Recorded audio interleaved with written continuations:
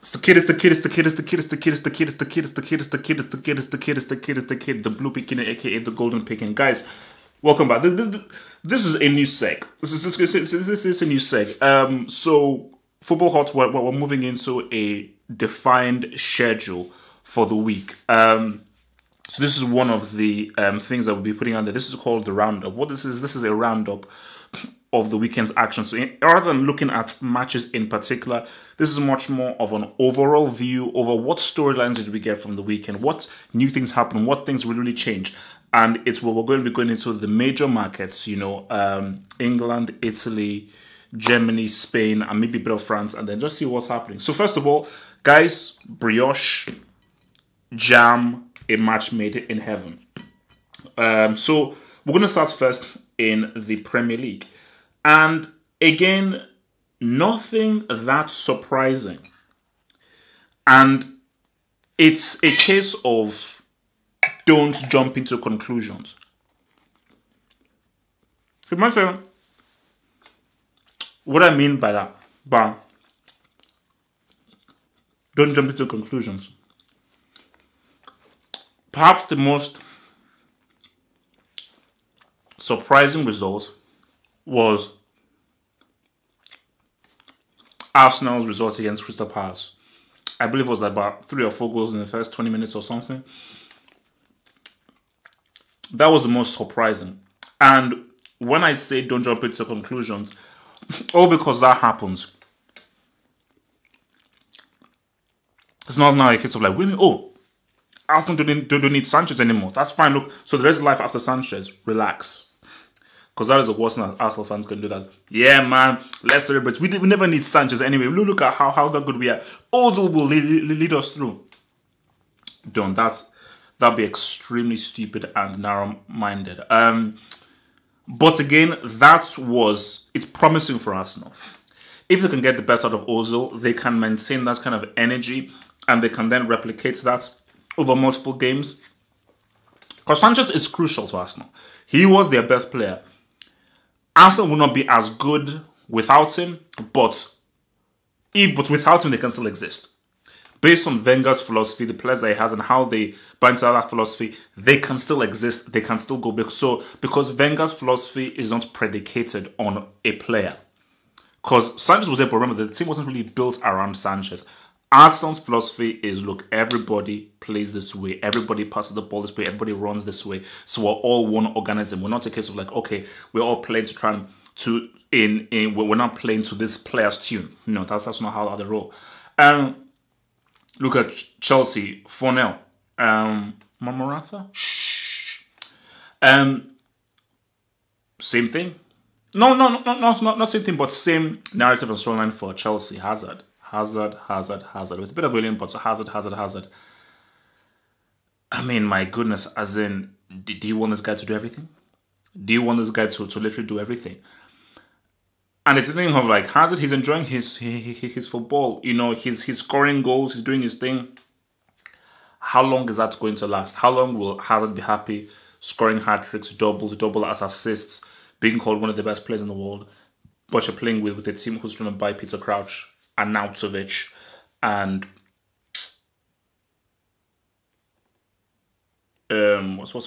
Andy Carroll. I had a blank there. United, Anthony Martial scoring a superb G, an absolutely superb G. And that is a case of where Mourinho, you need to give a double space to Martial. You need to give a double space because has Martial ever had a time when he's been bad? Seriously, tell me, has there ever been a time where there's been like a block of a period in a season where Martial has just been crap? I don't think there's ever been, but your boy Mourinho still said that, oh no, Martial, he needs to improve. Did he ever say about Lukaku? So Martial is just doing what Martial does, and I think people need to appreciate that. I'm tempted to put this guy into tier 1. I'm trying to find an argument of why I can't put Martial tier 1 in the rankings. Because for me, I'm kind of thinking, okay, can it really be in the same category of Boateng, Messi, De Bruyne? But again, what is the argument of why Martial can't be tier 1? I'm still waiting. Guys, don't sleep on Leicester City, man. You know, I mean, Powell and what this guy's doing, just quietly, these guys are just, you know, putting up some nice results. You know, 2-0 over Watford, although Watford are suffering, no Marcus Silva and so forth. But Leicester City, man, they're putting up a nice run of results and just very quietly, without anybody knowing, they're just really creeping up that table. Indeed, one of the most underrated player in the Premier League. Easily, I don't care what anyone says, the most underrated player in the Premier League. Iheanacho. Stoke City, very good for Lambert. His first game, 2-0, beating Huddersfield Town is a solid team. So that's a very good start from Lambert. Is he going to keep Stoke up this season? I don't know. I don't know whether he has that kind of Sam Allardyce-esque thing in him where he knows how to really originate with teams in the lower half to keep them up. Because the same thing happened with Everton, where Sam, thank you for saving us from relegation, but now we want to play sexy football, and you're not the man that will lead us to sexy football, so bye-bye, we want Marcus Silva instead. Cringe. City, 3-1, Aguero, hat-trick. Are we really surprised? Are we really surprised that City bounced back? No, because again, Newcastle, they ain't that great. They have no one in their team apart from, isn't this that guy racist? That bald-headed guy from Liverpool. Does Aguero's hat-trick now mean that he's Pep's best friend? No. When Jesus is fit, Jesus is getting picked over Aguero. So I think no matter what Aguero does, he will never ever be favoured by Pep. If both Jesus and Aguero are fit, he would always pick Jesus. But guys, Leroy Sané. Guys, watch out for Germany. Watch out for Germany. I mean, Germany Germany can't win the World Cup because I think they are favourites now. They have too many good players. Because they have too many good players, because they look so good, their fitnesses are good. The guys from the retirement home are good. Germany, they can't win the World Cup. 100%. I'm listening right now. 100% Germany are not winning the World Cup. 100%. La Liga. So, the main thing from La Liga that we got, Real Madrid are still 60 points behind Barcelona. I just checked. 60 points. Beast mode. Beast mode is amazing. No, three things. Beast mode is a fully fit beast mode can do wonders for Real Madrid. Marcelo is a striker, stroke a number 10. I don't know about defending. Marcelo, he's a number 10. He's a playmaker. So as long as people understand that he's a playmaker and you need an extra left back, we're cool. We're cool because again, it showed that if Real are going to function, you have to understand about Modric. Marcelo is critical. What he does in our left fullback position, the passing, the crossing, how he finds space, how he creates space for himself, it is a vital component and aspect to how Real attack. But Beast Mode is a dude who can score from outside the 18 yard. Beast Mode is a dude that can give you free kicks. Beast Mode is a dude that out of nothing he can score. Beast Mode is a dude where his team doesn't have to play well for him to just score because he's a guy he's one of those guys that he scores against the run of play. So whether Juju, Witchcraft, White Magic, the Dark Arts, whatever you need to keep Beast Mode fully fit, Real should do it. I will okay it. I'll deal with your UEFA. Get that guy fully fit, because if that guy's fully fit, Real Madrid can move into the different dimension. Cristiano took a selfie of himself having blood. Now, I don't want to hate on him, because again, who knows? Maybe his face could have been screwed up. Because if his face is screwed up, his sponsorship deals, those adverts and everything could be messed up. And I'm being real. I'm not even being funny. So you're just trying to check on his assets, which is his face, that's going to be needed to use after he retires. So again, I think it's wrong for people to start hating on him and say, oh, he is so arrogant and he's so self-obsessed. They were just trying to say that his face was bleeding and everything. Because he needs his face for the adverts. Barcelona, guys, man. Wait, where are Real Betis actually? Okay, 11th. Real Betis are crap. I was looking at some of the highlights of the goals. Betis are crap. The defending from Betis was atrocious. I don't want to put out that the front of them was atrocious. The racist Cannibal is playing well. The racist Cannibal is playing well. I mean, when the racist Cannibal is on, the guy's striking is top. As in, when the racist Cannibal is on, the racist Cannibal is top 3. He's top 3. But guys, Messi, man. this dude's consistency is scary. He needs the World Cup medal. I mean, I understand. He just needs a World Cup medal, but his consistency, and I mean, the way he just disrespected the defender, I think it was for his second G or something, was like, it's grown up against kids. But shout out to Valverde. I've put Valverde as my coach in my H11. When all is said and done, I think he's going to be voted Coach of the Year.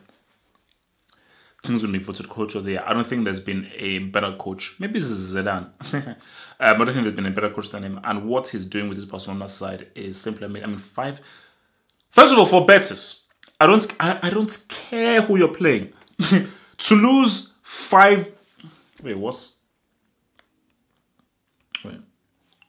Let me just what the right terms. Oh, shut up.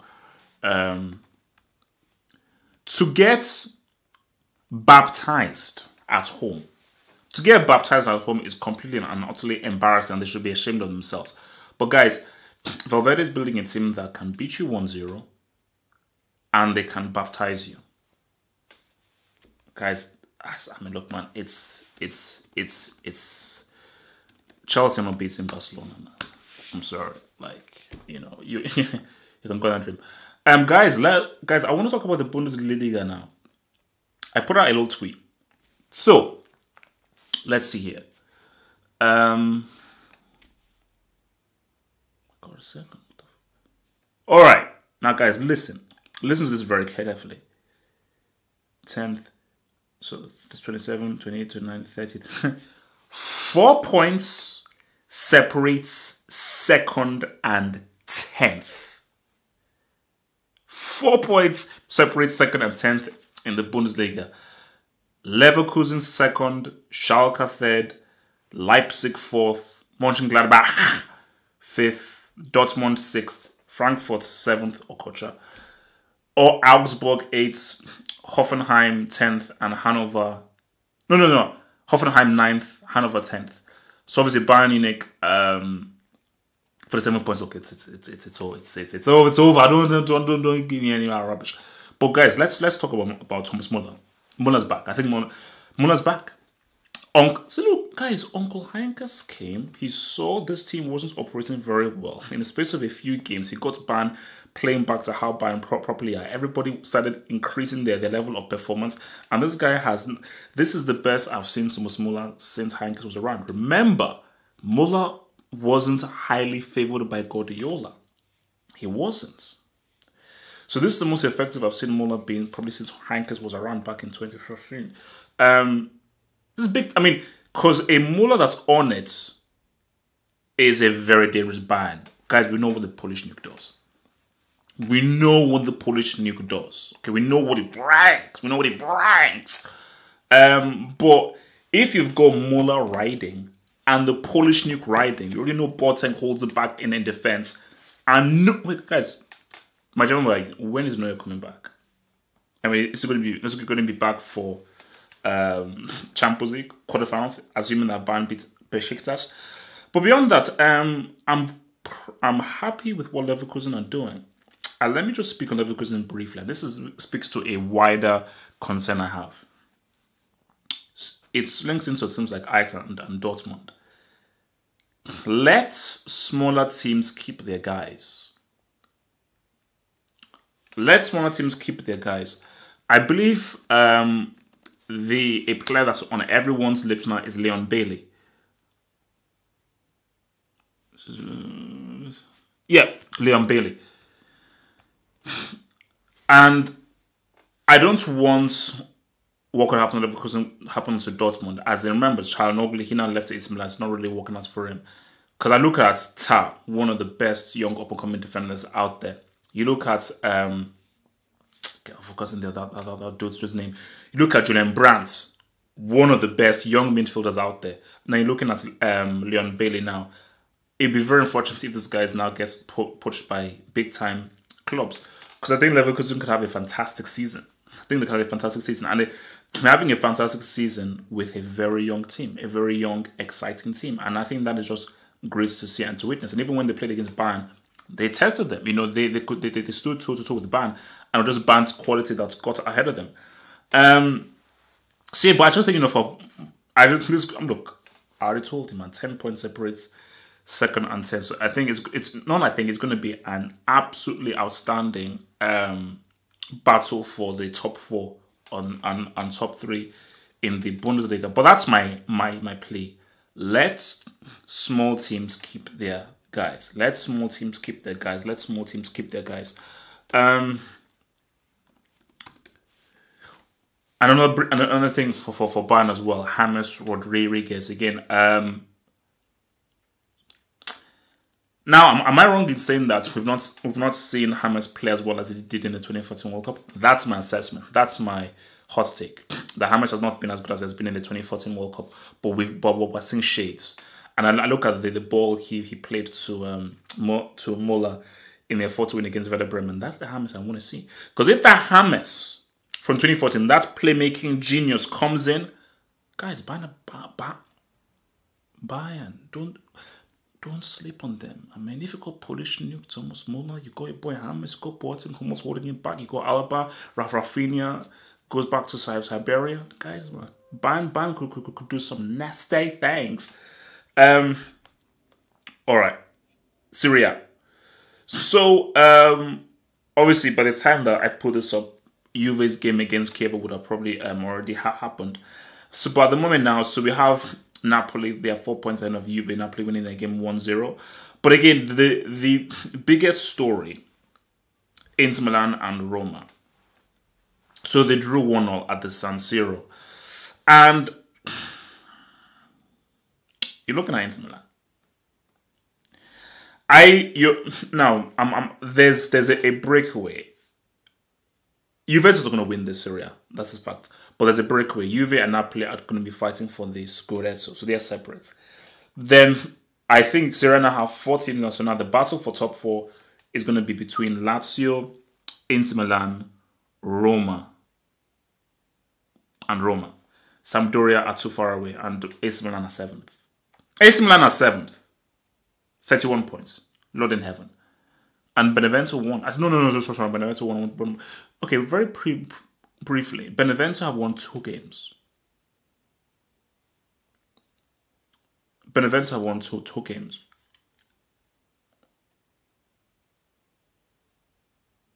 Wow. Yeah, I don't want to put that there. Benevento, they've won 2 games all season. And they've lost, how many games have they lost? They've lost 18 times. Okay. Inter Milan need recruits. No, wait a minute, guys. I thought Inter Milan got Pastore because I was watching the PSG game against Lyon and I saw them bringing on Pastore. I said, wait a minute. Last I checked, I thought Pastore already is for Inter Milan. I'm looking at Inter and Icardi is having to do way too much. He's having to do way too much. And Perisic, bless, he can be frustrating. And the issue now is Inter are very predictable. They know that Perisic is Inter Milan's only creative outlet. Candreva is crap. So they keep pumping the ball out to Perisic. And because teams know that Perisic is the main outlets that they use to try and get crosses into Icardi, they watch him, they mark him, they study him, and they restrict him, and they nullify him, and they take him out of the game. So Inter Milan, they need another creative outlet. And that is why I thought that Pastore was a brilliant player for them to buy. So why haven't they gotten him? Roma, again, different. Just he's doing his thing. If your striker isn't scoring, it doesn't help. I.e. Dzeko. But then you've got El Shaarawy. So for Roma, it's still okay. But with both Roma and Inter Milan, they need players. They need assets. Roma, again, I think Roma, something of Inter Milan, they need a creative player. They need a number 10. Nainggolan is not a number 10. He's a central midfielder. He's an enforcer. Inter, they don't have a number 10. And your number 10s are crucial. Look at what Eriksen does for Tottenham. Look at what Iniesta does for Barcelona. Look at what James is doing for Bayern. Look at what Isco can do for Real Madrid. Look at what David Silva, De Bruyne, does for Man City. Every team in the modern era needs a number 10. That is imperative. So yeah, that's my Serie A take. Juve are still going to win it. I don't think Napoli have the balls. I don't think Napoli have the balls to see this through. And finally, PSG against Lyon. That was the big game from France on the weekend. Both Mbappe and Neymar were not playing. And it was a game that had some fantastic goals. And Memphis Tennessee obviously winning it in the last few minutes with a superb G. Very happy for Memphis Tennessee. It looked as if his career was going to go nowhere. Based on where he was at United, he said, you know what, I'm not going to give up. I'm going to choose the right team. He's chosen his right team, and he's doing wonders for Lyon alongside Fekir as well. PSG.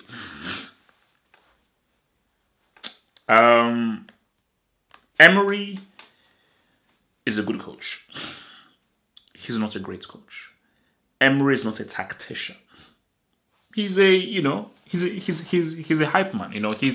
He's an excitable person. That's why with his Sevilla team, they were like, cool, hey, but they're never really going to win anything major.